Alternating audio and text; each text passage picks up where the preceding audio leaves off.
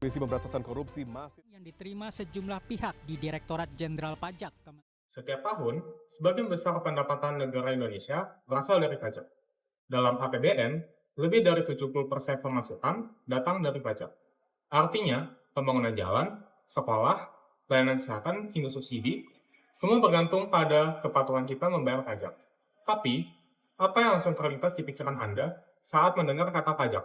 Kewajiban, beban, atau justru rasa ketidakpercayaan? Masalahnya muncul saat kepercayaan terganggu. Berdasarkan data kasus korupsi Indonesia, terutama yang melibatkan dana publik, membuat banyak orang mulai mempertanyakan kemana uang pajak mereka pergi. Rasa kecewa ini perlahan berubah menjadi stigma. Pajak tidak lagi dilihat sebagai kontribusi, tapi sebagai sesuatu yang sia-sia.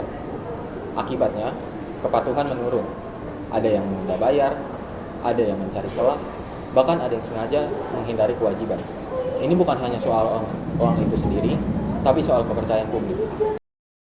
Selain faktor korupsi, ada juga faktor teknis. Sistem seperti Cortex yang harusnya mempermudah, justru sering dianggap rumit oleh sebagian wajib pajak.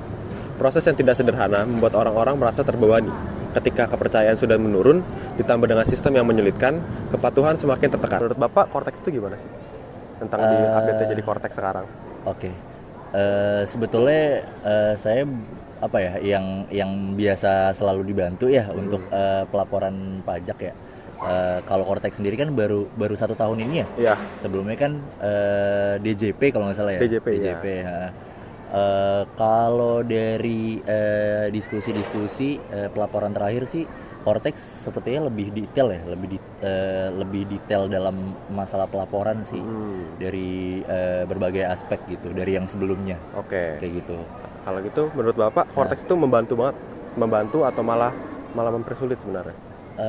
Cortex sebenarnya ada dua POV ya. Kebetulan saya kan kerja sama owner distributor juga ya, selaku pengusaha lah di POV-nya mereka. Cortex itu sempat mengalami banyak masalah tuh pada saat awal peluncurannya gitu kan.